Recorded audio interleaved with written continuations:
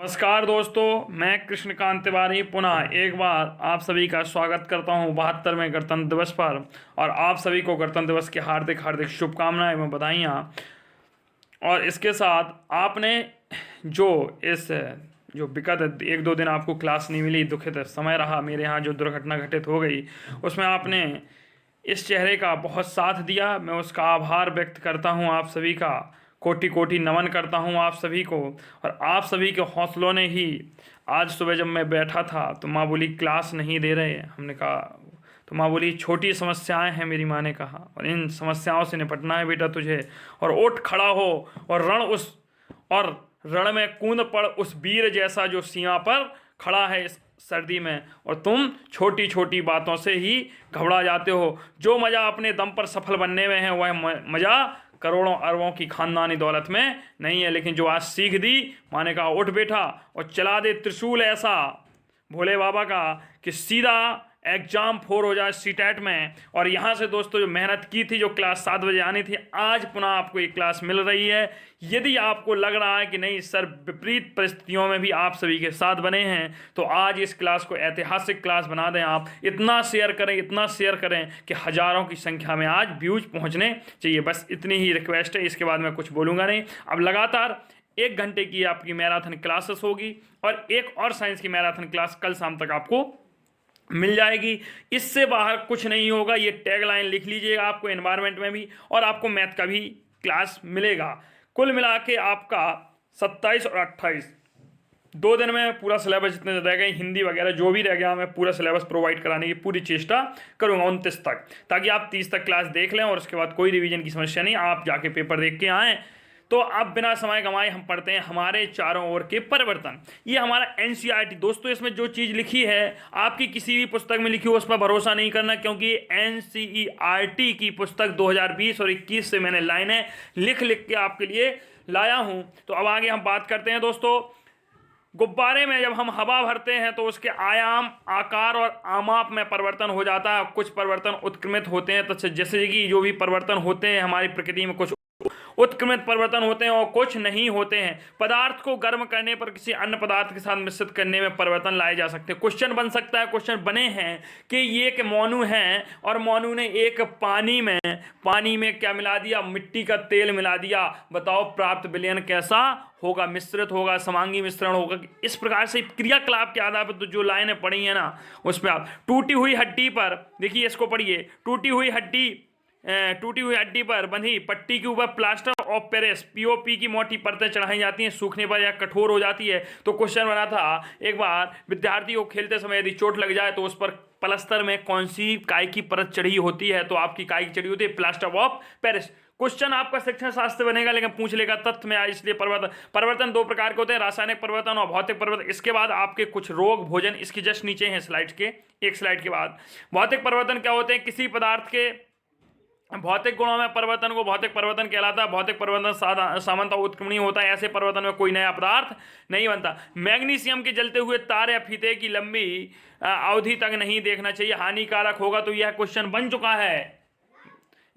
MgOH2 का whole twice magnesium oxide एक क्षारक होता है। अब यह क्वेश्चन आया था, कॉपर सल्फेट को नीला थोथा कहते हैं। कॉपर सल्फेट को दोस्तों माफ कीजिएगा, कॉपर सल्फेट को क्या कहते हैं? नीला थोथा। माफ कीजिएगा, 1 सेकंड।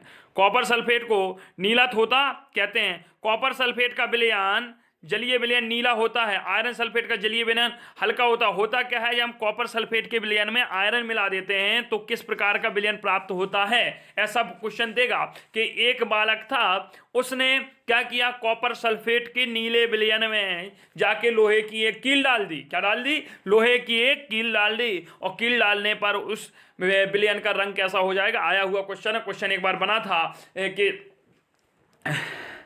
आलू वगैरह, आलू चिप्स से लेके क्वेश्चन क्रियाकलाप के दौरान बनाया गया था। क्वेश्चन रिवान नहीं आ रहा है, मैं जरूर आपको बताऊंगा अगली क्लास में। तो यहाँ से आप पढ़ लीजिएगा दोस्तों। कॉपर सल्फेट का फॉर्मूला CuSO4 का नीला थोथा, आयरन सल्फेट FeSO4 का उल्टाई, CuSO4 धन FeSO4 धन Cu। ये भूरा विक्षेप बनता है, तो क्वेश्चन यहाँ से बन सकता है। जब उसमें डाल देते हैं उस कील कैसी हो जाती है? तो कील भूरी निकलती है। भूरी कील क्यों निकलती है? क्योंकि इसमें कॉपर के कारण, लोहे की कील का भूरा निक्षेप बनता है, जो कॉपर की सतह के कारण बनता है। बुझे हुए चूने का सूत्र होता है CaOH का होल ट्वाइज, कैल्शियम कार्बोनेट का सूत्र होता है CO3 का होल ट्वाइज, और कार्बन डाइऑक्साइड का CO2 का होल ट्वाइज। सिरके को एसिटिक अम्ल कहते हैं, खाने का soda NaSCO3 sodium hydrogen carbonate. इसमें जो आपके एनसीईआरटी बुक्स में लिखा है वही मैंने लिखा। एक शब्द मैं यहाँ फॉर्मूला लिख सकता था, मैंने नहीं लिखा।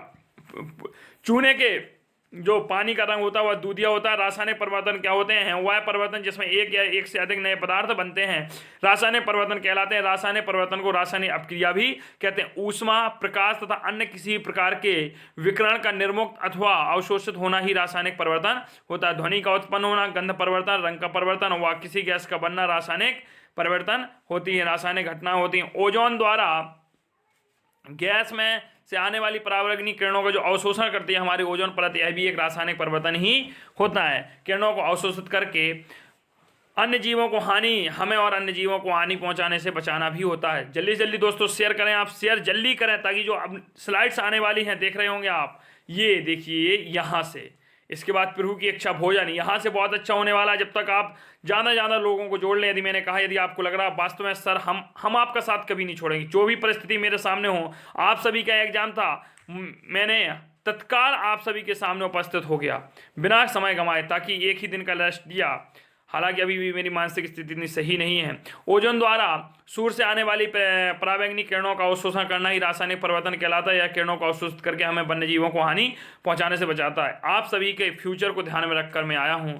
देखिए, जंग Fe2O3 आयरन ऑक्साइड लगने के लिए ऑक्सीजन और जल का पास दोनों में जो मतलब क्वेश्चन बनेगा कि जंग लगने के लिए आवश्यक है, तो जंग ऐसा नहीं है कि भाई आप उसमें जल में डाल दे, तो नहीं, जल या जल वाष्प, उसके साथ ऑक्सीजन जरूर होनी चाहिए, नमी होनी चाहिए। जंग लगने से वस्तुओं को बचाने के लिए पेंट अथवा ग्रीस करते हैं। जंग से लोहे को बचाने के लिए उस पर क्रोमियम, जिंक या जस्ते की धातुओं की परत चढ़ा देते हैं। दोस्तों आगे हम बात करते हैं लोहे पर परत चढ़ाने का प्रक्रम क्या कहलाता है? यदस लेपन कहलाता है, जिसे कहते हैं गैल्वोनाइजेशन कहलाता है। क्या होता है? लोहे की परत पर जो हम प्रक्रम चढ़ाते हैं उसे गैल्वोनाइजेशन कहते हैं। लवण युक्त जल जंग लगने की प्रक्रम की दर को बढ़ा देता है। अर्थात आप कहेंगे कि जो आपका साधारण नल से पानी निकलता है, नलकूपों से पानी निकलता है, उसकी अपेक्षा यदि समुद्र में आप कोई चीज़ लोहे को डाल दो तो जल्दी से जंग लग जाती।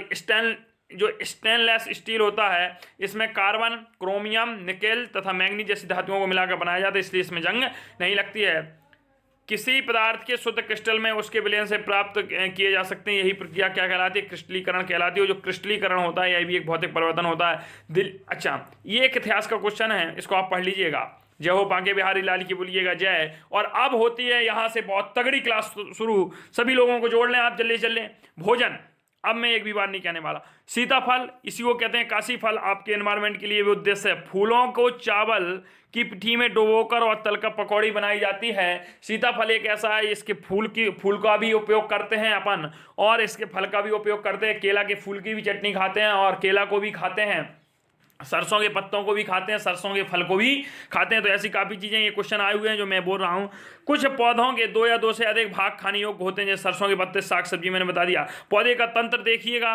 प्रोय तंत्र में क्या होता है? पुष्प होगा, नाड़ होगा, फल होगा, कलिका होगी, तना होगा, स्तंभ होगा और इंटरनॉय। मूल तंत्र क्या होते हैं? प्राथमिक मूल होती हैं, द्वितीयक मूल, प्राथमिक जड़ें होती हैं और द्वितीयक जड़ें होती हैं। हमारे भोजन का मुख्य स्रोत पौधे और जंतु हैं। जो जंतु केवल पादप खाते हैं उन्हें शाकाहारी कहते हैं। जो जंतु केवल जंतुओं को खाते हैं उन्हें मांसाहारी कहते हैं। जैसे शेर है, सिर्फ मांस को खाता है, बाघ है, सिर्फ मांस को खाता है। जो जंतु पादप तथा दूसरे प्राणियों को भी खाते हैं उन्हें सर्वाहारी कहते हैं। सबसे बड़ा उदाहरण दोस्तों क्या है?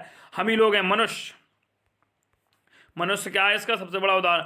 पंजाब, हाँ, कहाँ कोया खा जाता है ये मैं पढ़ा चुका हूँ। हालांकि आपको मक्के की रोटी, एनवायरनमेंट की जिसने क्लास नहीं देखी है, PDF वो आपको लिंक दे दी गई, देख लीजिए। आंध्र प्रदेश, चावल और कुंदरा। भोजन में मुख्य पोषक कार्बोहाइड्रेट, प्रोटीन, वसा, विटामिन और खनिज लवण। हमारे भोजन में रुक्षांश और जल शामिल होते हैं। ध्यान देना दोस्तों, इस शब्द को, रुक्षांश आया हुआ शब्द है, सीटेट में आप देख लीजिएगा, रुक्षांश पूछा जाएगा। मैं अभी इसकी चर्चा करूंगा आगे। हमारे भोजन में पाए जाने वाले मुख्य कार्बोहाइड्रेट मंड, शर्करा के रूप में होते हैं। हमारे मुख्य पोषक 3 होते हैं, कार्बोहाइड्रेट, प्रोटीन, वसा। इनके अतिरिक्त विटामिन और खनिज लवण भी होते हैं। याद रखना इस शब्द को, मैंने अभी जो रुक्षांश बोला क्या होते हैं। हाँ, वसा और कार्बोहाइड्रेट से युक्त भोजन को ऊर्जा देने वाला भोजन कहते हैं। कार्बोहाइड्रेट के स्रोत क्या हैं दोस्तों? गेहूं है, चावल है, बाजरा है, मक्का है, आम है, तरबूज है, पपीता है, गन्ना है, आलू है, शकरकंदी है। ये रख लीजिए, इनसे बाहर नहीं पूछेगा वो, क्योंकि आपका एनसीईआरटी में ही दिया है। और जो एनसीईआरटी में में दिया वही आने का है। वसा के प्रमुख स्रोत, पादप स्रोत दो, वसा दो प्रकार से आप पादपों से प्राप्त कर सकते हैं और जंतुओं से प्राप्त कर पादप मतलब पौधे, पादप मतलब पौधे, पौधों से कैसे, सूरजमुखी से आपको वसा मिलेगा, सरसों के तेल से, नारियल, सोयाबीन, मूंगफली, तिल, गिर मतलब गरी का तेल। वस्तु स्रोत, अच्छा आपको एक क्वेश्चन मैं दे रहा हूँ कि गरी का तेल सर्वाधिक किस राज्य में यूज किया जाता है, कमेंट बॉक्स में तत्काल अभी बताएंगे भैया आप। हाँ, जंतु स्रोत से मांस, आप मांस खाएंगे तो वसा मिलेगा, मछली में मिलेगा, घी में मिलेगा, दूध में मिलेगा, क्रीम में मिलेगा, मक्खन में और अंडों में वसा मिलेगा। प्रोटीन के प्रमुख स्रोत देख लीजिए भाई, दो प्रकार के होते हैं, पादप पौधों से चना है, गेहूं है, तुअर दाल है, राजमा है, सोयाबीन है, मटर है। जंतु से कहाँ से मिलेगा, मांस है, मछली है, पनीर है, अंडे हैं और दूध है, ये प्रोटीन के स्रोत हैं। प्रोटीन की आवश्यकता शरीर की वृद्धि तथा स्वस्थ रखने में होती है। प्रोटीन युक्त भोजन को प्रायः शरीर वर्धक भोजन कहते हैं और जबकि कार्बोहाइड्रेट युक्त भोजन को क्या कहते हैं, ऊष्मा वर्धक भोजन कहते हैं और जबकि प्रोटीन युक्त भोजन को क्या कहते हैं दोस्तों, शरीर वर्धक भोजन कहते हैं। ये छोटे छोटे आपको लग रहा है अरे बच्चों वाली चीज़ सर, पर बच्चों वाली चीज़ें ये आपकी सीटेट में आएंगे, आप इतना ध्यान रख लीजिए। अगर आप ये 2 क्लासेस मेरी पूरी देख के जाते हैं, एनवायरमेंट की आपने देखी होगी, मैं साइंस लेके आया हूँ, उसके बाद गणित लेके, अगर आप एक क्लासेस पूरी देखने जाते हैं तो ये मैं गारंटी से कह सकता हूं कि आप 110 प्लस नंबर करके आएंगे। 31 तारीख को प्रूफ होगा ये।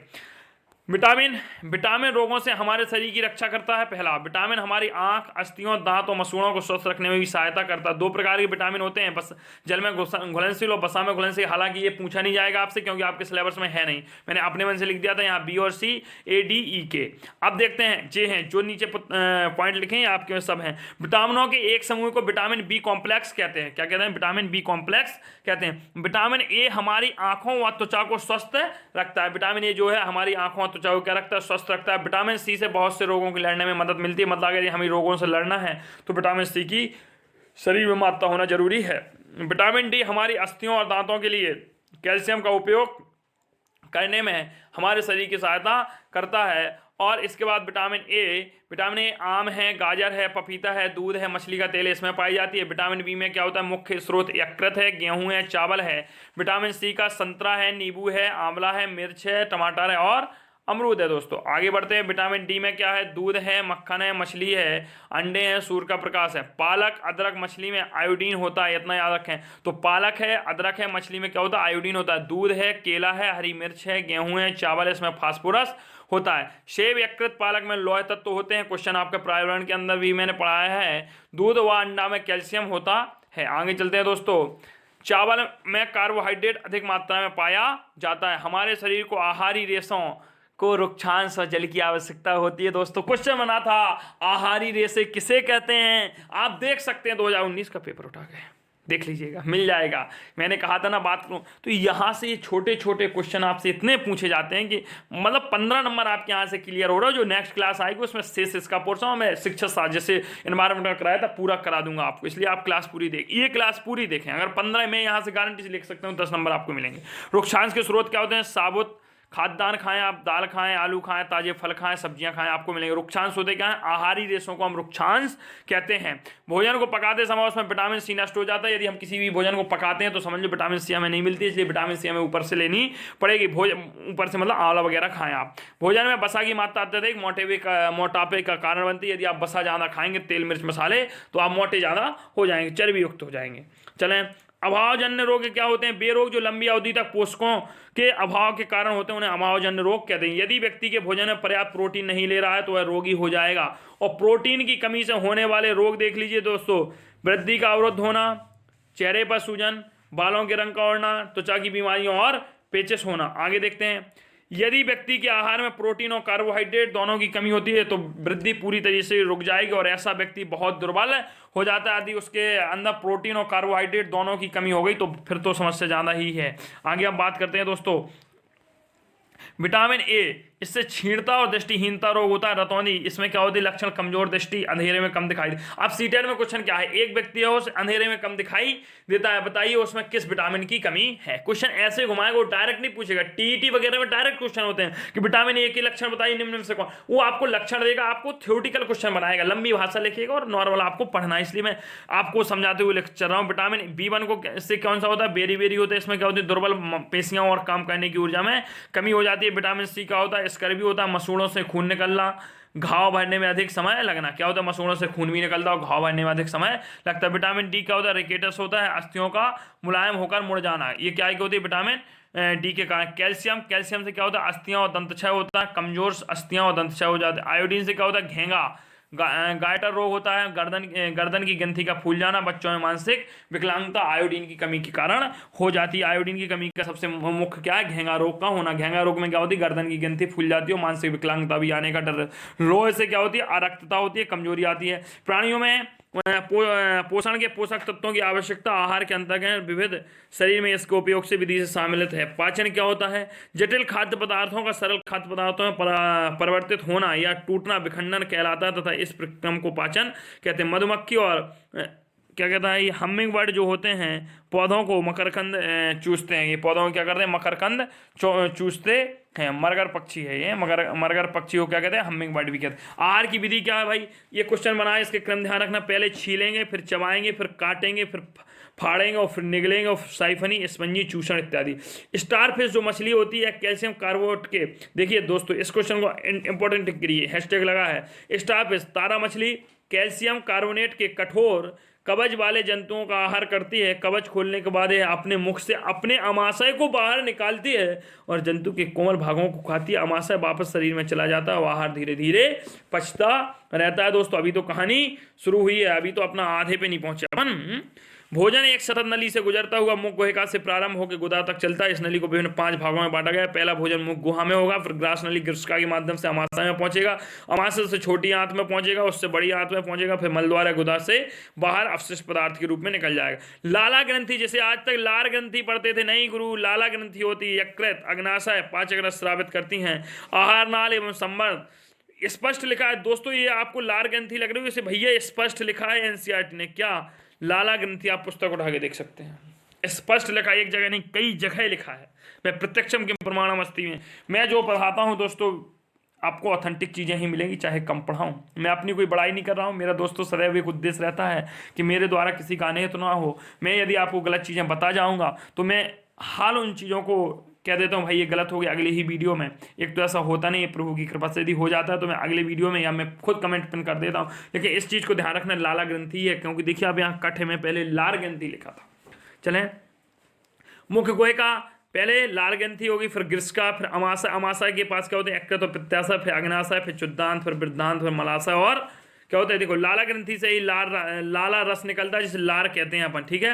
भोजन का अंतर्गण मुख द्वारा होता है, आधार को शरीर के अंदर ले जाने की क्रिया अंतर्गण कहलाती है। दांतों के प्रकार, दांत मनुष्य में 4 प्रकार होते हैं, पहले कृंतक, फिर अदनक, फिर अग्रचवर्णक और फिर चवर्णक होते हैं। अमाशय क्या होता है, अमाशय मोटी भित्ति तथा एक थैलीनुमा संरचना होती है, इसकी यह चपटे एवं जयाकृति का होता है तथा आहार नाल का सबसे चौड़ा भाग भी यही होता है। अमाशय का आंतरिक सतह श्लेष्म, एचसीएल तथा पाचक रस स्रावित करती है। अगला देखें दोस्तों, पाचक रस, जठर रस प्रोटीन को सरल पदार्थों में विघटित कर देता है। दोस्तों अगला देखते हैं, क्षुद्रांत, छोटी आंत क्या होती है। छोटी आंत क्षुद्रांत लगभग 7.5 मीटर लंबी, अत्यधिक कुंडलित नली एवं यकृत अग्नाशय स्रावित करती है। यकृत के बारे में देखिए दोस्तों, काफी चीजें हमने लिख रखी हैं। यह गहरे लाल रंग की ग्रंथि होती है जो उदर के ऊपरी भाग में दाईं ओर अवस्थित होती है। यह पित्तरस का श्रावण करती है। यह शरीर की सबसे बड़ी ग्रंथि होती है जो यह पित्तरस का श्रावण करती है जो एक थैली में संग्रहित होता है और इसे पित्ताशय कहते हैं। पित्तरस वसा के पाचन में महत्वपूर्ण भूमिका निभाता है। तो पहले यकृत लाल गहरे भूरे रंग की आकृति होती है जो उदर के बाहर होती है, शरीर की सबसे बड़ी ग्रंथि होती है, पित्तरस का श्रावण करती है। यह रस एक थैली में संग्रहित होता है जो इसके पित्ताशय कहते हैं। पित्तरस वसा के भोजन में भी महत्वपूर्ण सहायता निभाता है। तो देखिए यकृत से ऐसी अमाशय को देखो, अग्नाशय को लिखा है। अग्नाशय हल्के पीले रंग की बड़ी ग्रंथि होती है, अमाशय के ठीक नीचे स्थित होती है। यह अग्नाशय रस स्रावित करती। क्षुद्रांत में अवशोषण, पचा हुआ भोजन अवशोषित होकर क्षुद्रांत की भित्ति में स्थित रुधिर वाहिकाओं में चला जाता है, अवशोषण कहते हैं। आंतरिक भित्ति पर अंगुली के समान उभरी हुई संरचनाएं होती हैं, दीर्घ रोम या रसांकुर कहते हैं। तो भाई क्षुद्रांत की आंतरिक भित्ति पर दीर्घ रोम और रसांकुर जैसी संरचनाएं पाई जाती हैं जो उंगली के समान क्या होती हैं, उभरी हुई होती हैं। वृद्धांत क्या होता है, बृहदांत क्षुद्रांत की अपेक्षा चौड़ी एवं छोटी होती है, यह 1.5 मीटर लंबी होती है। प्रमुख कार्य क्या होता है, जल एवं लवणों का अवशोषण करना। दोस्तों आगे चलते हैं। उबले हुए जल को ठंडा करने में जल में 1 चुटकी नमक मिलाएं। यदि किसी व्यक्ति को दस्त लग रही है, ये घरेलू नुस्खे हैं, तो उबले हुए जल में को ठंडा करें और ठंडा करने के बाद जल में 1 चुटकी नमक और एवं चीनी घोलकर तैयार विलयन को रक्षक घोल कहते हैं और इसको ORS कहते हैं और इसमें दस्त के समय का प्राथमिक उपचार है। डॉक्टर के पास पहुंचने के पहले ये पूछा जा सकता है, कोई समस्या नहीं भाई। सब सीटेट है। सीटेट ऐसे ऐसे छोटे छोटे क्वेश्चन पूछता है जिन्हें हम माइंड नहीं करते भाई। ये टीटी नहीं, इतना दिमाग में बैठाइएगा, मैं 1000 बार बोलता हूँ। ये भाई साहब सीटेट है, यहाँ छोटी चीज़ें पूछी जाएंगी। टीटी में आपकी ज्ञान को जानते हैं, यहाँ वो चाहते हैं कि आप मास्टर बनने जा रहे हैं, मास्टरी के लक्षण हैं कि नहीं, तो छोटी छोटी चीज़ें। हाँ, अमीबा जलाशयों में पाए जाने वाला एक कोश की जीव है। अमीबा की कोशिका में एक कोश का झिल्ली होती है, तो अमीबा एक कोश की जीव है, जलाशयों में पाया जाता है। अमीबा निरंतर अपनी आकृति एवं स्थिति को बदलता रहता है, याद रखें। आगे क्या है, अमीबा में भोजन का अंतर्गत पादाव की सहायता से होता है और इसका पाचन खाद्य धानी में भी होता है।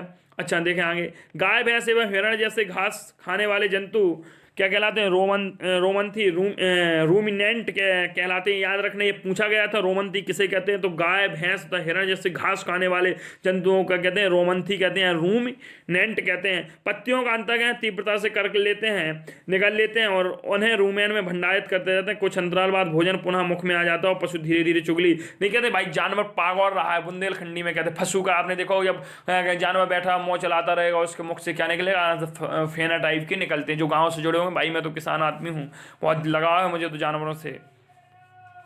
गाय भैंस एवं हिरण जैसे घास खाने वाले जंतु कहलाते हैं। अच्छा, ये चीजें बता गए दोस्तों।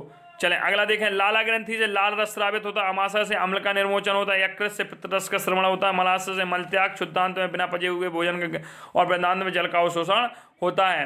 अगला देखते हैं, किसी बकरी के दूध में मिलने वाली वसा की संरचना गाय के दूध में की अपेक्षा क्या होती है, सरल होती है। तो बकरी के दूध का पाचन गाय के, मतलब ये कह रहा है भाई बकरी के दूध में वसा की संरचना गाय के दूध की अपेक्षा कैसी होती है, सरल होती है। जो वसा होता है वो ज़्यादा जटिल नहीं होता हुआ है। बकरी के दूध का पाचन, जो बकरी का दूध है पेट में जल्दी पच जाता है गाय की अपेक्षा, गाय के दूध की अपेक्षा। अगला देखते हैं, सजीवों द्वारा भोजन ग्रहण करके इसके उपयोग की विधि को हम पोषण कहते हैं। अब दोस्तों यहाँ पोषण से बात होगी। स्वपोषण क्या होता है, पोषण वह विधि है जिसमें जीव अपना भोजन स्वयं संश्लेषित करते हैं, स्वपोषण कहलाता है। ऐसे पादपों को स्वपोषी कहते हैं।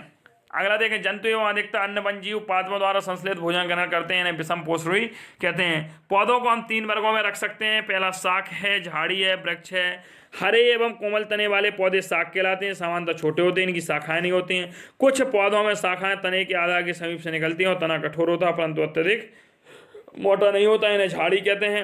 अगला देखते हैं दोस्तों, पौधे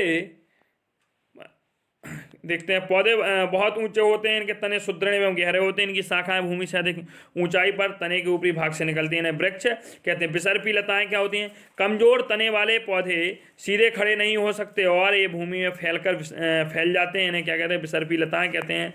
कुछ पौधे की सहायता से ऊपर चढ़ जाते हैं, इन्हें पौधे बेल देखा होगा आपने। ये साग झाड़ी पेड़ों से भिन्न होते हैं, ठीक है। अगला देखते हैं, पत्तियों का वह भाग जो इनके द्वारा तने से जुड़ा होता है पर्णवृत्त कहलाता है। पत्ती के चपटे हरे भाग को फलक कहते हैं, जो चपटा हरा भाग होता है उसे फलक कहते हैं। पत्ती की रेखिक संरचनाओं को, जो रेखित संरचनाएं होती हैं उन्हें सिरा कहते हैं। पत्ती के मध्य में एक मोटी सिरा दिखाई देती है जिसे मध्य सिरा कहते हैं। पत्तियों का सिरा द्वारा बनाए गए डिजाइन को क्या कहते हैं, सिरा विन्यास कहते हैं। आगे देखते हैं दोस्तों, जिन पौधों की जड़ों की संरचना ऐसी होती है, इन्हें देखिए भाई, अरे माफ कीजिए, जिन पौधों की जड़ों की संरचना कैसी हो, ऐसी हो, देखिए ऐसे, ठीक है। मतलब आप देख रहे हैं जड़ होगी और नखा से निकले होंगे तो मूसला जड़ कहते हैं। और जिनमें ऐसे रोमा टाइप एक ऐसे निकल के यूं यूं यूं यूं यूं यूं, तो इन्हें क्या कहते हैं, एकड़ा जड़ें, वो झकड़ा जड़ें या रिश्तेदार जड़ें कहते हैं। जिन पौधों में जड़ें इस प्रकार से होती हैं, ये किस प्रकार से होती है इसके आगे चर्चा हम करेंगे। इसमें मुख्य जड़ नहीं होती, जड़ें समान रूप से दिखाई देती हैं, इन्हें झकड़ा जड़ या रिश्तेदार जड़ कहते हैं। अगला देखते हैं दोस्तों, गाजर, मूली, शकरकंद, शलजम, टोपक्यू आदि की जड़ों को खाते हैं हम। पुष्प के केंद्र में स्थित भाग को स्त्री केसर कहते हैं। स्त्री केसर के भाग क्या होते हैं, वर्तिका होता है, वर्तिकाग्र होता है, अंडाशय होता है। अंडाशय स्त्री केसर का सबसे निचला एवं फूला हुआ भाग है। अंडाशय में छोटी छोटी गोल संरचनाएं में बीजांड कहलाती हैं। हरे वो तने और पत्तियां, पुष्प तथा फल होते हैं। पत्तियां बाष्पोत्सर्जन क्रिया द्वारा उपलब्ध, मतलब बाष्पोत्सर्जन क्रिया द्वारा जलवाष्प को वायु में निष्कासित कर देती हैं। हरी पत्तियां सूर्य के प्रकाश की उपस्थिति में वायु एवं जल लेकर संश्लेषण की क्रिया द्वारा भोजन बनाती हैं। जड़ें मिट्टी से जल एवं खनिज पदार्थों का अवशोषण करती हैं। तो जड़ों का कार्य क्या होता है? जड़ों का कार्य दोस्तों होता है कि वह मिट्टी से खनिज पदार्थों का अवशोषण करें तथा पौधों को मिट्टी में दृढ़ता से बनाए रखें। जड़ें दो प्रकार की होती हैं, मूसला जड़, रेशेदार जड़। दोस्तों देखते हैं, जल का रूपी विन्यास युक्त पत्तियों की जल का युक्त रूपी सिरा विन्यास युक्त पत्तियों वाले पौधों की जड़ें मूसला जड़ें होती हैं, जबकि समांतर सिरा विन्यास युक्त पत्तियों वाले पौधों की जड़ें रेशेदार होती हैं। तने द्वारा जड़ों से पत्तियों और दूसरे भागों को जल और पत्तियों से भोजन पौधों के अन्य भागों तक पहुंचाया जाता है।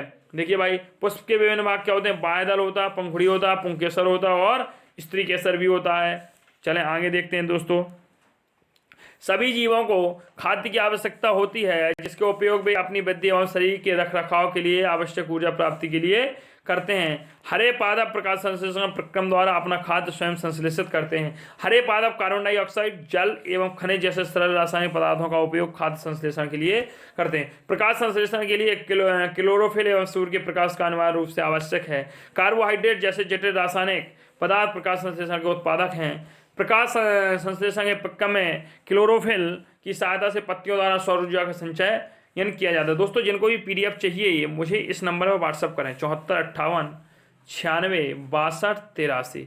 इसकी फ्री ऑफ कॉस्ट रहेगा, लेकिन कुछ शर्त होगी वो आपको माननी पड़ेगी, तब मैं PDF दूंगा। हालांकि जिनको भी एनवायरनमेंट की PDF चाहिए वो भी मुझे कांटेक्ट कर सकते हैं, क्योंकि मैंने एनवायरनमेंट की PDF जितने लोग मेरे पास उपलब्ध थे उन्हें तो प्रोवाइड करा दीजिए। नए लोगों को PDF चाहिए मुफ्त में मिलेगी, लेकिन मुफ्त के लिए आपको थोड़ा कष्ट करना पड़ेगा। वह कष्ट है आपका, मुझे एक सपोर्ट चाहिए, एक लाइक चाहिए और सब्सक्राइब चाहिए। आप करिएगा मैसेज, मैं आपको PDF फ्री में प्रोवाइड कराऊंगा पूरा मटेरियल। बस आप परिवार को बड़ा कीजिए ताकि और लोग जो ज़रूरतमंद हैं उनके पास शिक्षा पहुंचे। दोस्तों ये अपनी भाषा जिससे समझ में आती है, YouTube बहुत बड़ा एक माध्यम है शिक्षा ग्रहण करने का, इसलिए सभी लोगों को हर विषय का नॉलेज है, तो जहाँ से जो मिल रहा है ग्रहण कर रहे हैं, इसलिए अपने परिवार को ऊपर उठाना है। प्रकाश संश्लेषण में ऑक्सीजन उत्पादित होती है। इस ऑक्सीजन का उपयोग सभी जीवों द्वारा उनके उत्तरजीविता के लिए किया जाता है। कवक अपना पोषण मृत एवं अपघटित जैव पदार्थों से प्राप्त करते हैं, वे मृतजीवी कहलाते हैं। तो कवक क्या होते हैं? मृतजीवी होते हैं, क्योंकि वह अपने अपघटित जैव पदार्थों से ग्रहण करते हैं। अमरबेल जैसे पादप परजीवी परपोषी पादप कहलाते हैं। क्यों कहलाते हैं? देखिए, कुछ पादप एवं अन्य सभी जीव पोषण हेतु दूसरों पर निर्भर होते हैं, इन्हें विषम पोषी भी कहते हैं। कोशिका सजीवों का सूक्ष्म इकाइयों से बना होता है, जो कोशिका कहलाती है। कोशिकाओं को सूक्ष्मदर्शी द्वारा देखा जाता है। कोशिका एक पतली बाह्य संरचना होती है जिसे कोशिका झिल्ली कहते हैं। इसे केंद्र में एक स्पष्ट रचना होती है जो क्या कहलाती है? केंद्रक कहलाती है। मतलब कोशिका की पतली बाह्य संरचना होती है, उसे क्या कहते हैं? कोशिका झिल्ली कहते हैं। इसके केंद्र में एक स्पष्ट संरचना होती है, जिसे केंद्रक कहते हैं। केंद्रक चारों ओर से जेली के समान एक पदार्थ से घिरा होता है, जिसे क्या कहते हैं? कोशिका द्रव्य कहते हैं। कोशिका की खोज किसने की थी? रॉबर्ट हुक ने की थी। पत्तियों में एक हरा वर्णक होता है, जिसे क्लोरोफिल कहते हैं। दोस्तों काफ़ी लोग ऐसे जुड़े होंगे जिन्हें साइंस बहुत बेहतर आती होगी, लेकिन आपके सीटेट में इतना ही है, इतना याद रखें आप लोग, जो पढ़ाया जा रहा है यही है। सभी जीवों के लिए सूर्य ऊर्जा का जो सूर्य ऊर्जा होती है वह क्या होता है? चरम स्रोत होता है, सबसे बड़ा स्रोत होता है। स्टार्च एक प्रकार का कार्बोहाइड्रेट है या प्रकाश संश्लेषण प्रक्रम पूर्ण होने का सूचक है। मतलब जिस प्रकार से जल के शुद्धिकरण का सूचक लाइकेन होता है, उसी प्रकार से प्रकाश संश्लेषण क्रिया पूर्ण हुई है कि नहीं हुई है, इसका सूचक कौन है? स्टार्च होता है। दोस्तों आधी कथा तो अब निपट गई, आधी रह गई, और चलें देखते हैं। पत्तियों के अतिरिक्त पादपों के दूसरे हरे भागों जैसे कि हरे तने एवं हरी शाखाओं में प्रकाश संश्लेषण होता है। मरुस्थलीय पौधों में बाष्पोत्सर्जन द्वारा, जो मरुस्थल के पौधे होते हैं उनमें बाष्पोत्सर्जन द्वारा जल क्षय को कम करने के लिए पत्तियां सल्क अथवा सुरूपी होती हैं। इन पादपों के तने हरे होते हैं और प्रकाश संश्लेषण, मतलब जो मरुस्थलीय पौधे होते हैं उनके जो तने होते हैं वो प्रकाश संश्लेषण की क्रिया करते हैं, क्योंकि इनमें पत्ते जो होते हैं कांटों के रूप में रूपांतरित हो जाते हैं, ताकि बाष्पोत्सर्जन ना हो या जल को संचित करें, क्योंकि रेगिस्तान में जल कम होता है।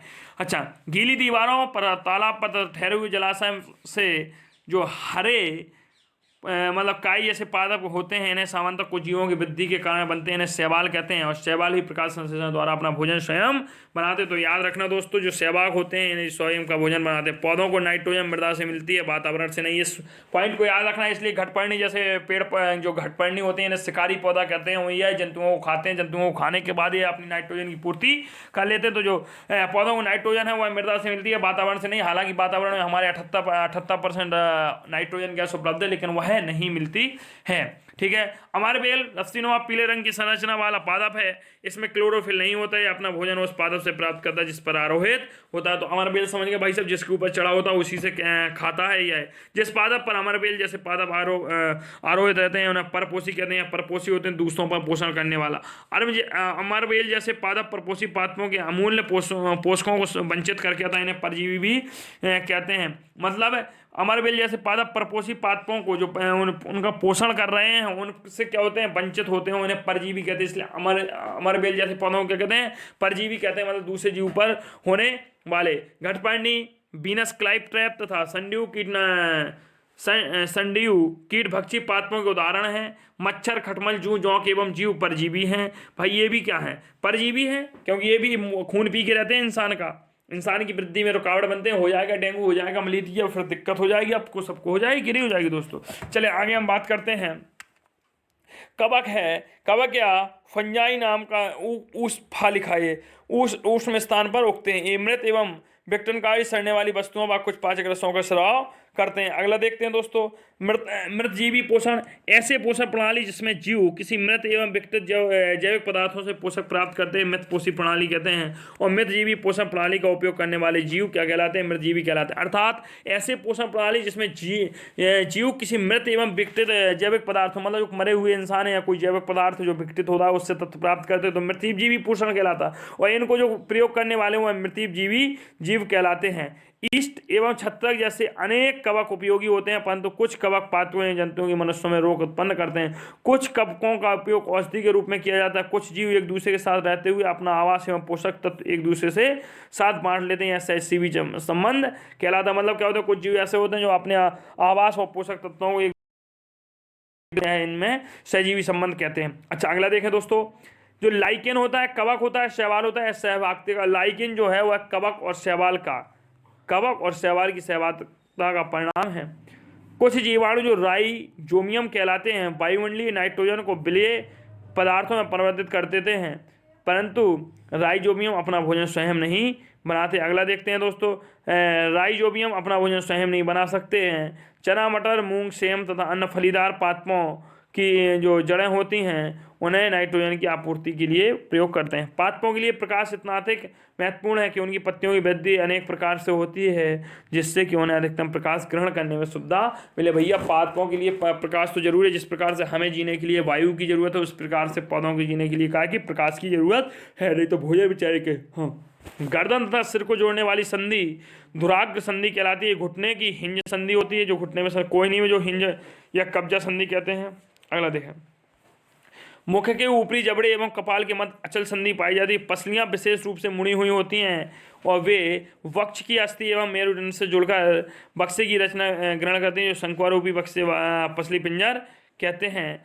और पक्ष के दोनों ओर 12 पसलियां होती हैं। मेरुदंड जिन्हें केशिकाओं का जिन्हें कशेरुकाओं का बना हुआ कहते हैं। तो मेरुदंड क्या होता है, कशेरुकाओं का बना होता है। मेरुदंड 33 कशेरुकाओं से बना होता है। तो मेरुदंड कितनी कशेरुकाओं से बना होता है, 33 कशेरुकाओं से बना होता है। जांग की हड्डी के ऊपर कूले में जो जांग की हड्डी के ऊपर कूले होते हैं, इनके बीच की जो अस्थि होते हैं श्रोणी अस्थि कहते हैं। कंकाल के अतिरिक्त भंग में जो हड्डियां जितने कठोर नहीं होते उन्हें मोड़ा जा सकता है, उन्हें उपास्थि कहते हैं। मतलब जो कंकाल के अतिरिक्त भाग होते हैं जिनमें हड्डियों को मोड़ा जा सकता है, उन्हें उपास्थि कहते हैं। मछली के शरीर की आकृति धारा रेखी होती है। प्रसिद्ध ग्रीक दार्शनिक अरस्तु महोदय ने अपनी पुस्तक गेट ऑफ एनिमल्स लिखी। अस्थि एवं उपास्थि मानव कंकाल बनाते हैं या शरीर का पिंजर भी बनाते हैं और इन्हें आकृति भी देता है। कंकाल चलने में सहायक है और आंतरिक अंगों की सुरक्षा भी करता है। आगे देखते हैं दोस्तों, मानव कंकाल खोपड़ी है, मेरुदंड है, पसलियां हैं, पक्ष की अस्थि है, कंधे हैं एवं श्रोणी मेखला है तथा हाथ एवं पांव की अस्थियों से बनता है। जो मानव कंकाल होता है मेरुदंड, भाई साहब मानव कंकाल का मतलब होता है जिस प्रकार से हम कोई कमरा बनाते हैं ना दोस्तों, उसी प्रकार से तो मानव कंकाल का निर्माण होता है। ईंट तर ईंट जोड़ेंगे तो दीवार बनेगी, 2 दीवार है, 3 दीवार है, 4 जोड़ेंगे तो कमरा बनेगा, छत और फर्श करा देंगे तो बेहतर कमरा बन जाएगा। पेशियों के जोड़े के एकांतर क्रम में सिकुड़ने एवं फैलने को अस्थियां कहते हैं। अस्थियों की संधियां अनेक प्रकार की होती हैं, उस संधि की प्रकृति एवं गति दिशा पर निर्भर करती है। पक्षियों की दृढ़ पेशियां तथा हल्की अस्थियां मिलकर उन्हें उड़ने में सहायता करती हैं। ये पंखों को फड़फड़ाकर उड़ते हैं। मछली शरीर के दोनों एकांतर क्रम में वलय बनाकर जल में तैरती है। सर्प अपने शरीर के दोनों ओर एकांतर क्रम में वलय बनाते हैं। आपने देखा होगा जब सर्प चलता है तो ऐसे चलता है, यूं यूं यूं यूं। देख के डर नहीं जाना आप लोग, अभी फिलहाल मैंने अच्छी तरह नहीं बनाया। बहुत सारी अस्थियां एवं उसमें जुड़ी पेशियां शरीर को आगे की ओर धक्का देती हैं। तिलचट्टे का शरीर एवं पैर कठोर आवरण के से क्या होते हैं, ढके रहते हैं। ये ढका लिखा है भाई, छके नहीं लिखने ना, ढके होते हैं। जो बाह्य कंकाल बनाता है। बक्ष की पेशियां 3 जोड़ी एवं 2 जोड़ी पंखों से जुड़ी होती हैं, जो तिलचट्टे को चलने एवं उड़ने में सहायता प्रदान करती हैं। अगला देखते हैं दोस्तों, केंचुए में गति शरीर की पेशियों के बारी बारी से विस्तरण एवं संकुचन से होती है। शरीर की आधा सतह पर शुक केंचुओं को भूमि पर पकड़ने में सहायक होते हैं। घोंगा पेशीय पात की सहायता से चलता है। पर्वतों पर ओक, चीड़, देवदार जैसे अनेक वृक्ष पाए जाते हैं। नागफनी मरुस्थल में पाई जाती है। समुद्री किनारे पर क्या होता है, कैजुराइना के वृक्ष पाए जाते हैं। काय पाए जाते हैं, कैजुराइना के वृक्ष पाए जाते हैं। समुद्र में तंतु तथा पौधे लवणीय जल में रहते हैं। श्वसन के लिए जल में विलेय ऑक्सीजन का उपयोग करते हैं। जो समुद्री जीव होते हैं वह श्वसन में जो ऑक्सीजन विलेय होती है उसी का उपयोग करते हैं। अनुकूलन क्या होता है, सजीवों को इन सभी किस्मों में ऐसी कुछ विशिष्ट संरचनाएं होती हैं जो उन्हें अपने परिवेश में रहने योग्य बनाती हैं, इन्हें अनुकूलन कहते हैं। दोस्तों आगे चलते हैं। किसी सजीव का वह स्थान जिस वह घेरे रहता है आवास कहलाता है। जमीन पर पाए जाने वाले पौधे एवं जंतुओं के आवास को स्थलीय आवास कहते हैं। किसी आवास में पाए जाने वाले सभी जीव जैसे पौधे, जंतु एवं उसकी जैव घटक होते हैं। अगला देखते हैं। चट्टान, मिट्टी, वायु एवं जल जैसी अनेक निर्जीव वस्तुएं आवास में अजैव घटक होती हैं। जैसे चट्टान है, मिट्टी है, वायु है, सब क्या है, अजैव घटक हैं। अल्प अवधि में किसी एक जीव के शरीर में होने वाले छोटे छोटे परिवर्तन क्या कहते हैं, पर्यानुकूलन कहलाते हैं। जैसे कि आपको जैसे मौसम है खराब, जुकाम खांसी हो गया, जैसे मुझे ही हो गया, छोटे छोटे परिवर्तन है, ये क्या होते हैं, पर्यानुकूलन कहते हैं। या आप जैसे कहते हैं मैं एक जगह से दूसरी जगह गया, पानी बदलने से हमें जुकाम खांसी होता है, ये पर्यानुकूलन होते हैं, एक स्थान छोटे छोटे समय में।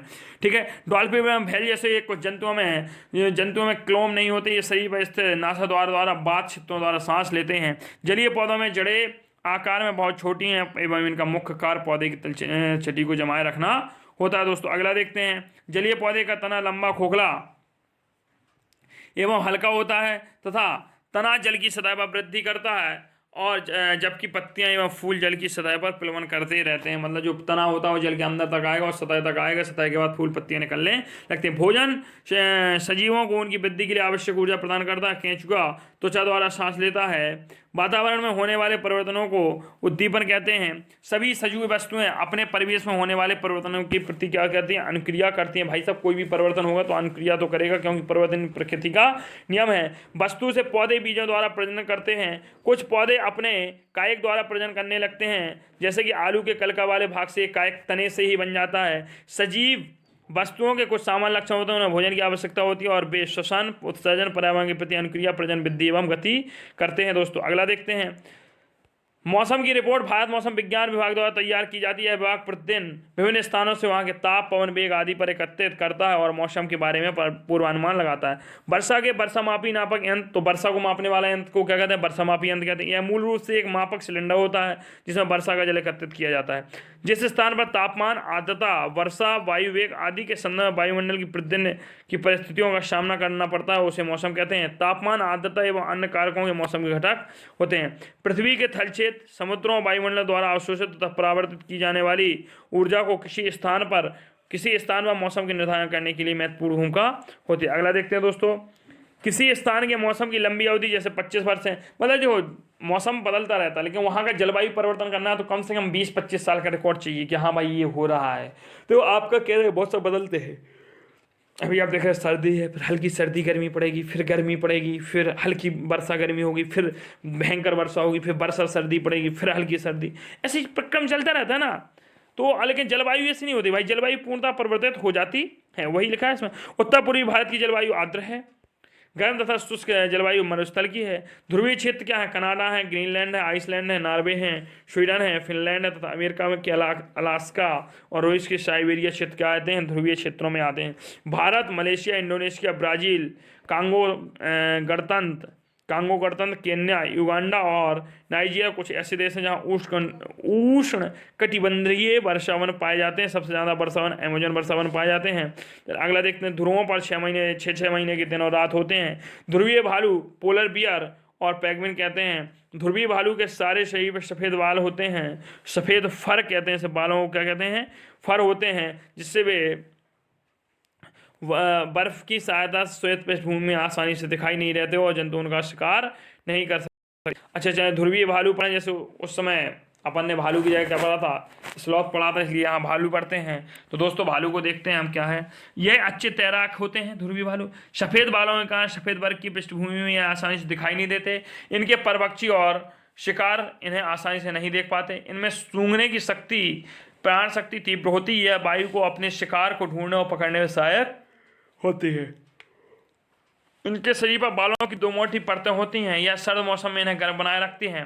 इसके नखर नाखून मुड़े हुए होते हैं, लंबे पौने होते हैं, जिन्हें बर्फ पर चलने के लिए सहायता करते हैं। अगला देखते हैं। इनकी त्वचा के नीचे वसा की एक परत होती है। इसका शरीर शीतरोधी होता है और इसे गर्म रखता है।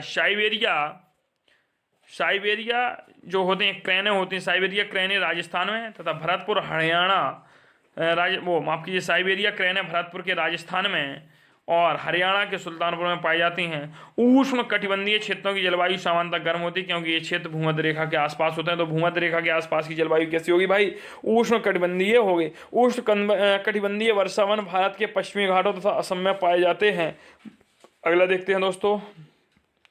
वर्षा वनों में पाए जाने वाले प्रमुख प्रकार के जंतुओं को बंदर, कपी या एप्स, गोरेला, चीता, हाथिया, तेंदुआ, छिपकली, सर्प, पक्षी और कीट कहते हैं। उष्ण कटिबंधीय वनों में पाए जाने वाले अनेक जंतुओं को सुनने की संवेदनशीलता, शक्ति, तीव्र दृष्टि, मोटी त्वचा और ऐसे रंग की त्वचा होती है।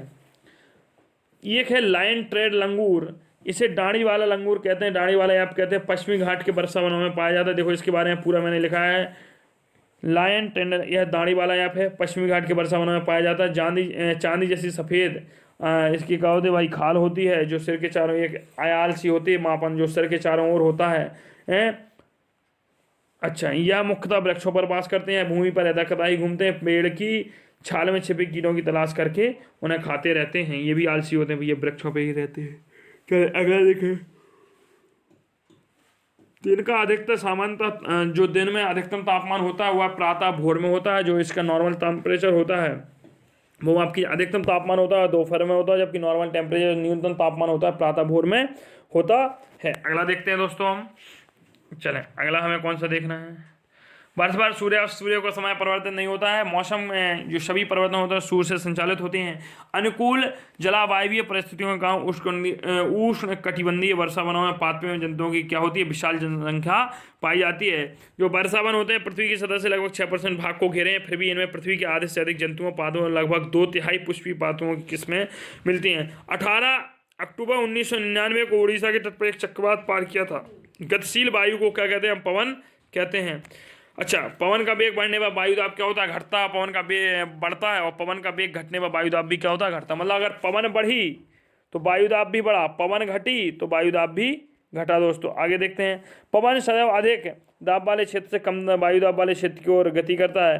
गर्म करने पर वायु का प्रसार होता है और ठंडा करने पर वायु क्या होती है, संकुचित होती है। गर्म वायु ठंडी वायु की अपेक्षा हल्की होती है। जो गर्म वायु होती है वो ठंडी वायु की अपेक्षा हल्की तो होगी। जो बाष्प होगी वो बर्फ की तुलना में हल्की नहीं होगी। तो भाई बाष्प क्या है, गर्म है, उड़ रही है, तो भाई वो है। और उसके अगर अपन बर्फ पूछ ले तो बर्फ भारी होगी। अगला दोस्तों देखते हैं।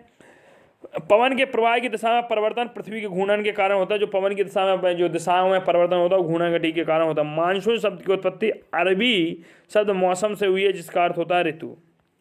आगे चलें दोस्तों। अब कहानी कुछ बची है धमाकेदार, और इसको देखते हैं। मानसून शब्द, जो गर्म मानसून हवाएं अपने साथ जलवाष्प लाती हैं जिससे वर्षा होती है। कि चक्रवात का केंद्र एवं शांत क्षेत्र होता है, इसे झंझा का नेत्र कहते हैं। चक्रवात के केंद्र को या शांत, जो चक्रवात का केंद्र होता है वह शांत होता है और इसे क्या कहते हैं, झंझा का नेत्र कहते हैं। चक्रवात को अमेरिका में हरिकेन, फिलीपींस और जापान में टाइफून कहते हैं। पवन के वेग की माप करने का उपकरण वायुमापी होता है। जब गर्म वायु ऊपर उठती है तो उस स्थान पर वायुदाब कम हो जाता है और आसपास के क्षेत्र की उच्च दाब की ठंडी वायु उस स्थान को प्रभावित करने लगती है। मतलब भाई साहब क्या होगा, वायुदाब कम हो जाए नीचे से, तभी तो छतें उड़ जाती हैं, आप लोगों ने देखा होगा। अच्छा, बादलों का निर्माण, वर्षा और तूफान कैसे होता है। 2 क्षेत्रों के बीच तापांतर होता है, बिल्कुल होगा। कोई भी 2 क्षेत्रों उनके बीच में कुछ तापों का अंतर होता है तो वायु में संवहन धारा उत्पन्न होगी और गर्म वायु ऊपर उठेगी जिससे न्यून दाब का क्षेत्र बन जाएगा और ठंडी वायु न्यून दाब के क्षेत्र की ओर प्रवाहित हो जाती है। गर्म वायु ऊपर उठकर ठंडी होती है और उससे उपस्थित जलवाष्प संघनित होकर बादल बनाती है। अच्छा, बाहर में बड़ी क्या होते हैं, बाहर में बड़ी जल बूंदें भूमि पर वर्षा ओले हिमपात के रूप में गिरती हैं। वायुमंडल के ऊंची स्तरों पर पानी की जो ऊंचे स्तरों पर पानी के नीचे गिरती हुई बूंदें और ऊपर उठती हुई वायु में परस्पर उच्च वेग की गति को करती हैं, इसे तरने जात। मतलब क्या होता है, वायुमंडल में ऊंचे स्तरों पर पानी की नीचे गिरती बूंदें और ऊपर उठती वायु परस्पर उच्च वेग से गति करती है। मतलब वायुमंडल में भाई जब वर्षा हो रही तो ऊपर से भी गिर रही दोस्तों, और नीचे से भी उठ रहा, नीचे से क्या भाई वायु उठ रही, ऊपर से पानी गिर रहा। जब ये दोनों वेग टकराते हैं तो तड़ित झंझावात का निर्माण हो जाता है। और मौसम की कुछ परिस्थितियों में झंझावात चक्रवात का भी रूप धारण कर लेता है। तड़ित गर्जन की कौन पढ़िए इकाई, दहाई, सैकड़ा, हजार, 10,000, लाख, 4 लाख किलोमीटर पर घंटा होती है। इससे अधिक वेग चलती है। यह अपने आसपास की वायु को सूर्य की सतह के ताप से 4 गुना से भी अधिक ताप तक गर्म कर सकती है। जो तरणजात होते हैं भाई साहब, ये सूर्य के ताप से 4 गुना से भी अधिक ताप तक क्या कर सकती है, गर्म कर सकती है। इसलिए यह कितनी खतरनाक होती है। जंतुओं से प्राप्त किए जाने वाले रेशों को जानता रेशे कहते हैं। तो जानता रेशे क्या होते हैं आपको पता चल गया होगा। अगला देखते हैं, ऊन के रेशे से फाइबर भेड़ या बालों से प्राप्त किए जाते हैं। भाई ऊन देख लीजिए। लोही जो अच्छी गुणवत्ता वाली नस्ल है, यह राजस्थान पंजाब में पाई जाती है।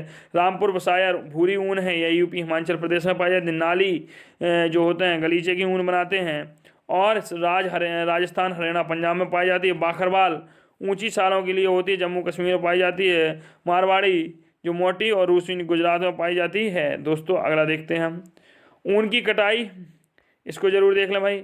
ऊन की कटाई, ये प्रश्न आएगा सीधा।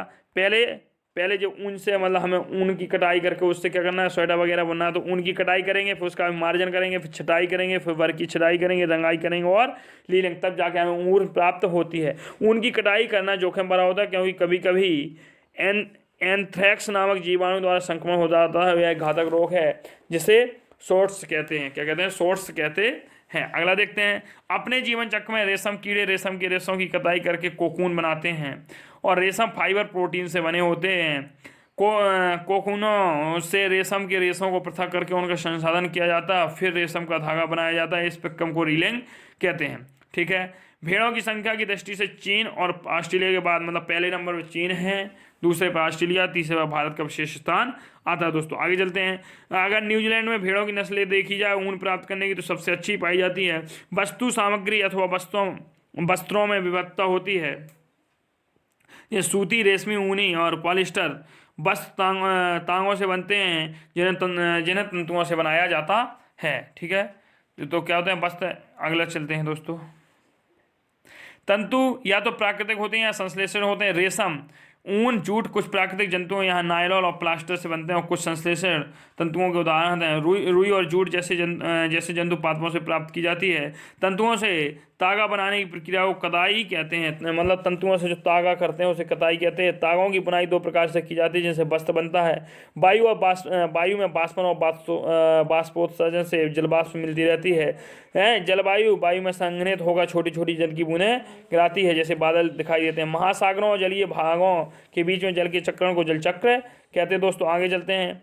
वायु नाइट्रोजन, ऑक्सीजन, कार्बन डाइऑक्साइड, जलवाष्प आदि गैसों का क्या होता है, मिश्रण होता है। इसमें धूल के कण भी उपस्थित होते हैं। ऑक्सीजन ज्वलन में सहायक होती है तथा श्वसन के लिए आवश्यक, मतलब जो कोई भी चीज़ जल रही हो तो उसमें ऑक्सीजन क्या होती है, सहायक होती है, और जबकि श्वसन के लिए क्या होती है, आवश्यक होती है। जलीय प्राणी श्वास के लिए जल में घुली ऑक्सीजन का उपयोग करता है, और जो स्थलीय प्राणी होता है वह वायुमंडल में उपस्थित ऑक्सीजन का प्रयोग करता है। वायु से ऑक्सीजन तथा कार्बन डाइऑक्साइड के आदान प्रदान के लिए पौधे एवं जंतु एक दूसरे पर निर्भर होते हैं। मतलब कोई कहे यदि जो ऑक्सीजन है तो पौधों के बिना मिल जाएगी, नहीं मिलेगी। पौधे कहें कि हमें मनुष्य के बिना कार्बन डाइऑक्साइड मिलेगी, जो तो नहीं मिलेगी। मतलब एक दूसरे के पूरक होते हैं।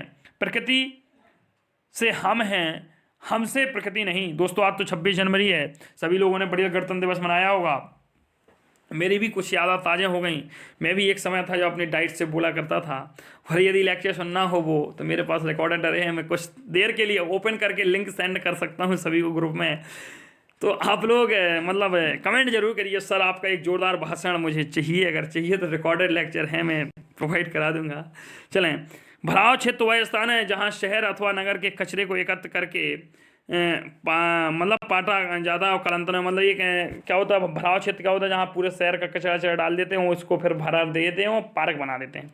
रसोई घर के कचरे को कृमि अथवा लाल केंचुओं द्वारा कंपोस्ट में परिवर्तित करना क्या कहलाता है, वर्मी कंपोस्टिंग कहलाता है। कागज का पुनः चक्रण संभव है तथा पुनः चक्रण द्वारा बने कागज उपयोगी चीजें बनाई जा सकती हैं। कंपोस्टिंग द्वारा प्लास्टिक को कम हानिकारक पदार्थों में परिवर्तित करना संभव नहीं है। दोस्तों आगे हम चलते हैं। विश्व जल दिवस 22 मार्च 2005 को संयुक्त राष्ट्र की जनरल असेंबली 2005 से 15 तक की अवधि को जीवन के लिए जल मतलब 2005 से 10 साल के लिए ये जो दशक है अंतर्राष्ट्रीय दशक के रूप में घोषित किया गया। दोस्तों यहाँ बाह्यमल हमने लिखा है, अरे इससे होता क्या, चलें इसको। कार्बनिक अशुद्धियाँ पाई जाती हैं इसमें, क्या होते हैं, मानव जल है, जैविक अवशिष्टाएँ हैं, तेल है, यूरिया है। कार्बनिक अशुद्धियाँ क्या होती हैं, नाइट्रेट है, फास्फेट है, धातुएं हैं। पोषक तत्व क्या होते हैं, फास्फोरस और नाइट्रोजन मिलते हैं। जीवाणु कौन से, हैजा के जीवाणु से होता है, विब्रियो कोलेरा, टाइफाइड कैसे होता है, साल्मोना पैराटाइफी से होता है, ठीक है। पेचिस रोग भी उत्पन्न होता है, पेचिस एक प्रोटोजोआ से होने वाला रोग है। महात्मा गांधी क्या कहते थे, मानवीय और पथ प्रदर्शक कार्य प्रारंभ करने के लिए किसी को भी किसी के मुंह नहीं देखना चाहिए। दोस्तों आगे हम देखते हैं यूनिसेफ की परिभाषा क्या है। पृथ्वी पर सबसे निर्धन से निर्धन व्यक्ति भी स्वच्छ जल और स्वच्छता प्रदान करने के लिए हम निर्धनता से प्रेरित कष्टों को कम कर सकते हैं। सभी बच्चों के लिए शिक्षा सुनिश्चित करके। आगे देखते हैं दोस्तों, उन पदार्थों अथवा सामग्रियों को जिनसे होकर वस्तुओं को देखा जा सकता है उन्हें क्या कहते हैं, पारदर्शी कहते हैं। कुछ ऐसे पदार्थ भी हैं जिनसे होकर वस्तुओं को नहीं देखा जा सकता, उन्हें अपारदर्शी कहते हैं। ऐसे पदार्थ जिनसे होकर वस्तुओं को देख तो सकते हैं परंतु स्पष्ट रूप से नहीं देख सकते, पारभाषी कहते हैं। ये विधियां बहुत अच्छी हैं, इंपॉर्टेंट करिए। हस्तचयन विधि, इसका उपयोग गेहूं, चावल, दालों के कुछ बड़े मिट्टी के कणों, पत्थर, भूसे को पृथक करने में किया जाता है। थ्रेसिंग क्या होती है, सूखे पौधों को डंडियों से अन्न कणों अथवा अनाज को पृथक करने की प्रक्रिया क्या कहलाती है, थ्रेसिंग कहलाती है। अब देखना, थ्रेसिंग और निष्पापन। थ्रेसिंग मतलब क्या होता है, जैसे हम दाएं कर लेते हैं ना, वो थ्रेसिंग। दाएं करके जैसे आपने देखा होगा अरहर सरहर करके उससे दाना निकाल लिया, वो तो थ्रेसिंग है। दाना निकालना थ्रेसिंग है। और निष्पापन होता है अनाज निकालना। आपने जो गांव के लोग होते हैं ना, देखो भाई दाएं करके निकाल लेते हैं, उससे उखाड़ू वाड़ू जैसे अरहर है तो उस पर पहले हमने ट्रैक्टर चला दिया और ट्रैक्टर चलाने के बाद दाना आना निकाला तो उसमें कुछ फलियां रहती हैं, क्या रहती हैं, फलियां। ये क्रिया हमारी थ्रेसिंग हो गई। क्या होगी, कूटू या लाठियों से हम लाते हैं, सिला इला के, जैसे कहते हैं सिला बीन लिया भाई, हमारी बुंदेलखंडी भाषा में है, हम लोग तो देहाती आदमी हैं यार, तो यही कहते हैं हम लोग, तो सिला बीना है तो उसको क्या फिर लकड़ियों से ठोकते हैं। तो जो लकड़ियों से पीटना होता है वो थ्रेसिंग कहलाता है। लेकिन उससे क्या होता है, उससे पूर्णतः अनाज प्राप्त नहीं कर सकते आप। दाना मिलता है, उसमें भी कुछ फलियाँ होती हैं, तो उस फलियों और दानों को अलग करने का निष्पापन कहलाता है। तो याद रखना, अगर क्वेश्चन आ जाए कि अनाज को अलग करना है तो निष्पापन टिक करेंगे और दाने को अलग करना है तो थ्रेसिंग करेंगे आप। बड़ा माइनर डिफरेंस है दोस्तों, समझिए। निष्पापन क्या होता है, निष्पापन में आपने देखा होगा कि आदमी एक पंखा चलाता है और उसमें ऐसे डलिया लेके हिलाता है जिस तरफ हवा चलती होगी। जो गांव की हमारी बहनें होंगी उनने जरूर किया होगा, हो सकता है शहरों की बहनों ने भी किया हो, लेकिन गांव की जो बहनें भाई हमारे देख रहे हैं, लगभग सबको पता होगी कि दबाव लगा के, शुद्ध बुंदेली भाषा में दबाव लगा के उड़ा लो भैया, ये तरफ की हवा चल रही, का मिल जाए नाज नाज मिल जाए। हम लोग भी जाते थे भूसे में, जैसे क्या होता है हम लोग जब कतराई वगैरह करते हैं तो भूसे में, जब मसूर कतरते हैं तो भूसे में मसूर चली जाती है, ज़्यादा मात्रा में चली जाती है, तो आगे का लगभग हम लोग 8-10 क्विंटल भूसे को उड़ाते हैं फिर अलग से, और उसमें पता चलता है 8-10 क्विंटल में हम लोगों को 3-4 क्विंटल क्या मिल गई, मसूर मिल गई। कभी कभी चना चला जाता है, गेहूँ चला जाता है, उसको फिर उस भूसे को उड़ाना पड़ता है, उससे अनाज को करना पड़ता है। तो जहाँ कुबाई होगी वहीं पर ऐसे ले लेंगे छिटियाँ, वो करते रहेंगे। तो ये निष्पापन और थ्रेसिंग होता है। ये एक्सपीरियंस हो रहा था दोस्तों मुझे, ज़मीनी स्तर से जुड़ाव बहुत है, और जैसा कि मेरे यहाँ भी आपको पता भी है, तो मैं बहुत किसी भी चीज़ को दिल से ले जाता हूँ, कुछ ज़्यादा ही। मिश्रण में जल मिलाने पर भावी अवयवों के नीचे तली में बैठ जाने के प्रमुख को अवसादन कहते हैं। अवसादन क्या होता है, किसी भी चीज़ का तली में बैठ जाना। जैसे कि अशुद्ध जल में आप फिटकरी डालेंगे तो उसकी अशुद्धियाँ तली में बैठ जाएंगी, वही क्या होता है, अवसादन कहलाता है। और अवसादित मिश्रण को बिना हिलाए जल को मिट्टी सहित उड़ेलने की क्रिया को, मतलब अपने असली अवसाद जल को सीधे उड़ेल दो, उसको क्या कहलाता है, निस्तारण कहलाता है। और किसी मिश्रण के कणों के आयाम आमाप में जो अंतर का प्रयोग होता है और चालन निस्पंदन क्रियाओं का पृथक्करण किया जाता है। रेत और जल के मिश्रण से, अरे बहुत ज़्यादा हो गया भाई, देखिए एक सेकेंड। रेत और जल के मिश्रण में रेत के भारी कण तली में बैठ जाते हैं। निस्तारण की विधि द्वारा जल को पृथक किया जा सकता है। द्रव और उसके अविलेय पदार्थ है, अविलेय पदार्थ के अवयवों को निस्पंदन के द्वारा उपयोग से पृथक किया जा सकता है। किसी द्रव को उसी वाष्प में परिवर्तित करने की प्रक्रिया को वाष्पन कहते हैं, और वाष्पन की विधि का प्रयोग द्रव में घुले ठोस को पृथक करने के लिए किया जाता है। दोस्तों क्वेश्चन बनेगा, आप पढ़ लीजिए इसको। जैसे अभी आपको लग रहा होगा अरे सर इसमें तो आपने बहुत, ये थ्योरेटिकल ज़्यादा हो रहा है ना।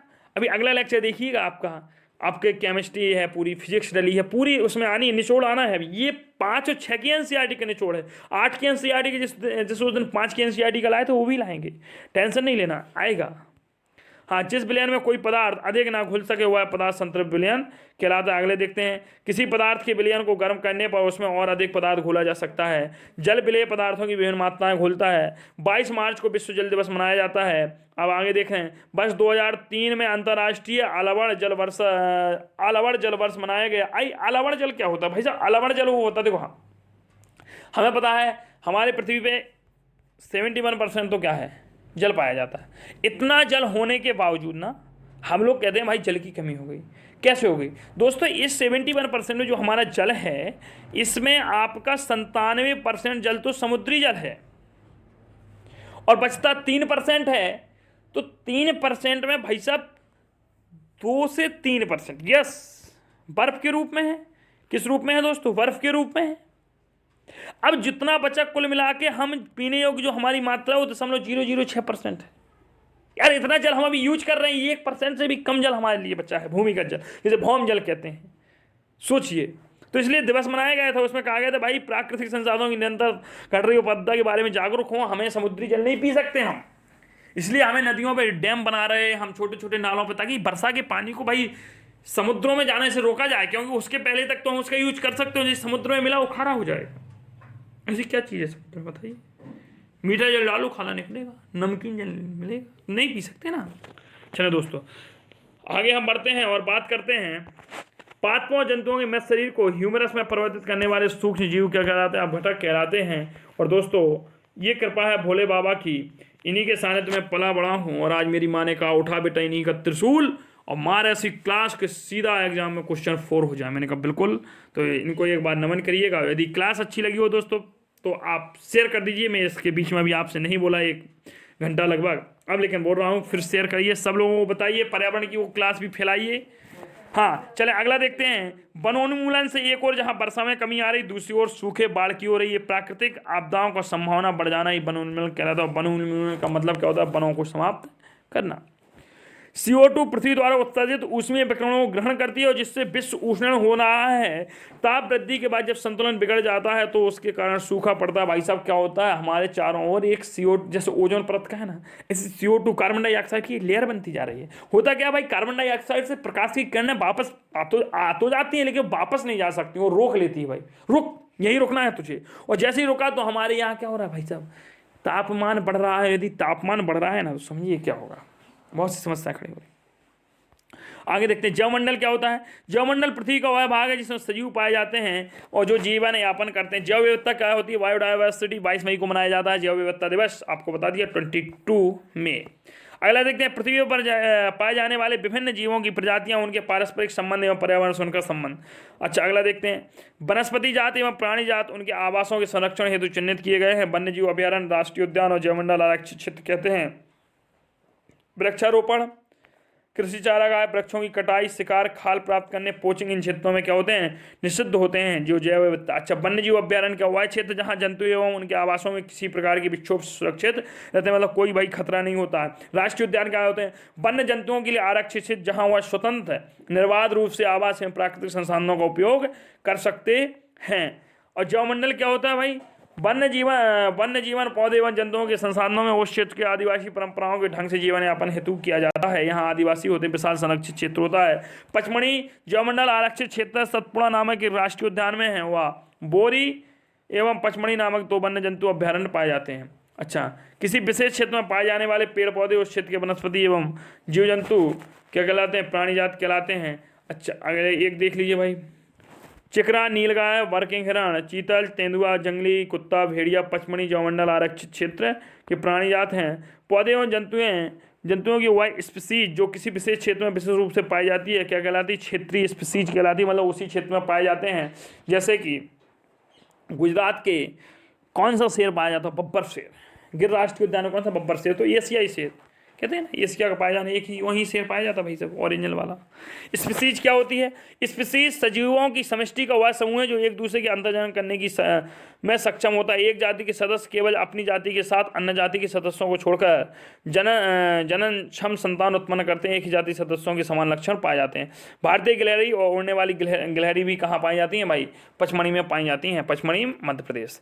कुछ महत्वपूर्ण संकटापन जंतु हैं जैसे काले हिरण हैं, श्वेत आंखों वाले हिरण हैं, हाथी हैं, सुनहरी बिल्ली है, घड़ियाल घड़ियाल है, गुलाबी शेर, बतख है, कच्छ है, मगरमच्छ है, अजगर है, गेंडा है, ये हमारे वन्यजीव अभ्यारण्य में सुरक्षित और संरक्षित किए गए हैं क्योंकि इनमें संकट है, ये खत्म हो रहे थे। भारतीय अभ्यारण्यों में अनूठे दृश्य भूमि, बड़े समतल वन, पहाड़ी वन तथा बड़ी नदियों की क्या होते हैं, झुंड होते हैं। अगला देखते हैं, सतपुड़ा राष्ट्रीय उद्यान भारत का प्रथम आरक्षित वन है। तो प्रथम आरक्षित वन क्या है? सतपुड़ा राष्ट्रीय उद्यान है। इस वन में सर्वोत्तम किस्म की सागौन वन पाए जाते हैं। सतपुड़ा राष्ट्रीय उद्यान की चट्टानों में आवास में शरण भी स्थित है। यह इन वनों की मनुष्यों की गतिविधियों के प्रोत्साहक प्रमाण भी मिले हैं। चट्टानों के इन मानवीय आवासों में पेंटिंग और कलाकृतियां भी मिलती हैं। पचमढ़ी जैवमंडल आरक्षित क्षेत्र है। इसमें 55 चट्टाने आवास की पहचान की गई। जंतु एवं मनुष्यों की इन कलाकृतियों में लड़ते हुए, शिकार, नृत्य एवं वाद्य यंत्रों को बजाते हुए दर्शाया गया। रेड डाटा बुक में सभी संकटापन्न स्पीसीज का रिकॉर्ड दर्ज किया जाता है। हालांकि ये आपका टीईटी में क्वेश्चन पूछे जाने वाला है, सीटीईटी में नहीं है, लेकिन आपकी एनसीईआरटी में दिया था इसलिए मैंने यहाँ लिखा। अगला देखते हैं दोस्तों, हमें वृक्ष, ऊर्जा और पानी की बचत करने के लिए कागज की बचत, उनका पुनः प्रयोग, पुनः चक्रण करना चाहिए। अगला देखते हैं, विश्व में जंगली बाघों से आधी से अधिक संख्या भारत में पाई जाती है। इस प्रकार 65% एशियन हाथी, 85% एक सींग वाले गेंडा। सींग वाला गेंडा कहाँ पाया जाता है आपको पता होगा, काजीरंगा राष्ट्रीय उद्यान है। चलें, एवं 100% एशियन शेर भारत में पाए जाते हैं। गिर राष्ट्रीय उद्यान राजस्थान, वो माफ कीजिए, गुजरात में पाया जाता है। विश्व के 12 बड़े जैव विविधता वाले देशों में भारत का 6वां स्थान है। विश्व के 34 जैव विविधता तप्त स्थलों में से 2 भारत से स्थित हैं, या पूर्वी हिमालय और पश्चिमी हिमालय। भारत में विश्व की जो संकटापन्न स्पीशीज की संख्या 172 है, जो विश्व की संकटापन्न का कम से कम 2.9% है। भारत में कुछ दुर्लभ प्रजातियां पाई जाती हैं, जैसे कि बंगाल लोमड़ी, संगमरमरी बिल्ली, एशियाटिक शेर, भारतीय हाथी, एशियन जंगली गधा, भारतीय गैंडा और जंगली एशियाटिक जंगल भैंसा। यदि क्लास अच्छी लगी हो तो ज़्यादा से ज़्यादा शेयर करें, संपर्क करें। पीडीएफ के लिए इस नंबर पर, और आपको कॉस्ट नहीं देना होगा, नो कॉस्ट, बस कुछ शर्त होगी। वह शर्त होगी, मैं अभी बता दे रहा हूँ, वह शर्त होगी। आपको करना क्या है, इस पर कॉन्टैक्ट करिए, आपको शर्त बता दी जाएगी और शर्त के साथ आपको फ्री मिल रहा है। कुछ नहीं भाई, एक कंडीशन होगी, उस कंडीशन को आप फॉलो कर सकते हैं तो करिएगा। फ्री में पीडीएफ पाइएगा। एक पीडीएफ के लिए आपको संपर्क करना ही पड़ेगा। आपको प्रत्येक पीडीएफ मिलेंगी, लेकिन उसके लिए आपको कुछ मेरे लिए एक वचन लेना होगा, एक प्रण लेना होगा। आपको क्लास यदि अच्छी लगी हो दोस्तों, ज़्यादा से ज़्यादा शेयर कर दें इस क्लास को, और मैं कोशिश करूंगा कि इसके बाद एक क्लास और देने की चेष्टा करूँ। यदि नहीं आती है तो कल मैं 2 या 3 क्लासेस रखूँगा, मैथ का अपना और इसका शेष भाग, हो सकता है हिंदी का भी लेके आऊँ। बहुत बहुत धन्यवाद। सभी अपना ध्यान रखें, अच्छे से रहें, सुरक्षित रहें। पुनः एक बार उन सभी भाई मित्रों, भाई बंधुओं को जिन्होंने बहुत अच्छी तरह मेरा साथ दिया, बहुत बहुत धन्यवाद आप सभी का। जय श्री कृष्ण।